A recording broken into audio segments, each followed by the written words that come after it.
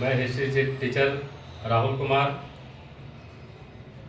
अपने YouTube channel learning point के माध्यम से एक अति महत्वपूर्ण टॉपिक मॉडर्न हिस्ट्री का टॉपिक लेकर के आया हूँ आप लोगों के सामने। भारत में यूरोपियनों का आगमन। यूरोपियनों के आगमन में सबसे पहले पुर्तगाली भारत आए, उसके बाद डच आए, फिर अंग्रेज आए, फिर डेनिश आए और अंत में फ्रांसीसी आए।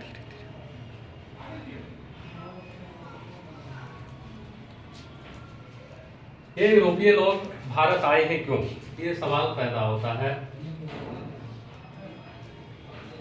भारत के पश्चिमी तट पर अरबी लोग लंबे समय से व्यापार करते आ रहे थे और ये अरबी व्यापारी भारतीय वस्तुओं को कुस्तुनतुनिया के बंदरगाह पर पहुंचा देते थे और कुस्तुनतुनिया के बंदरगाह से वेनिस और जेनेवा के व्यापारी इन भारतीय मसालों को यूरोप पहुंचा देते थे।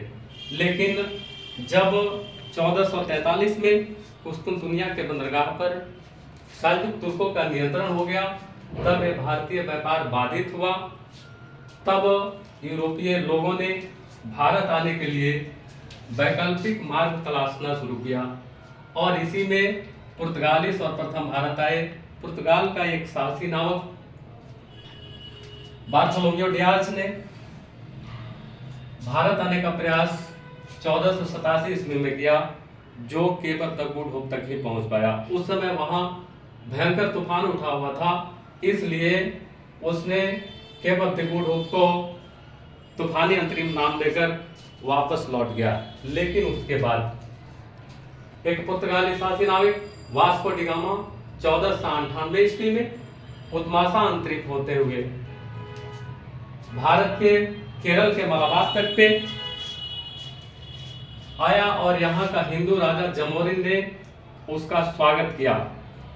यह वास्को डी गामा भारत में एक वर्ष तक रहने के बाद वापस लौटा और यहाँ के वस्तुओं को पुर्तगाल जाकर 60 गुना अधिक दामों पर बेचा। इससे वहाँ के और व्यापारी प्रेरित होकर हर वर्ष भारत आने लगे और इसी क्रम में पुर्तगालियों ने 1503 ईस्वी में अपनी अस्थायी फैक्ट्री खोली केरल के कोचिन में और इन फैक्ट्रियों का प्रथम गवर्नर फ्रांसिस्को डी अल्मीडा बना, जिसका कार्यकाल 1505 से 1509 ईस्वी तक रहा। भारत में यह पुर्तगाली फैक्ट्रियों का प्रथम गवर्नर था, जिसने ब्लू वाटर पॉलिसी या नीले पानी की नीति बनाई। भारत में पुर्तगाली शक्ति का वास्तविक संस्थापक अल्बुकर्क था, जो इस वीडियो के अगले टॉपिक में मैं पढ़ाऊंगा।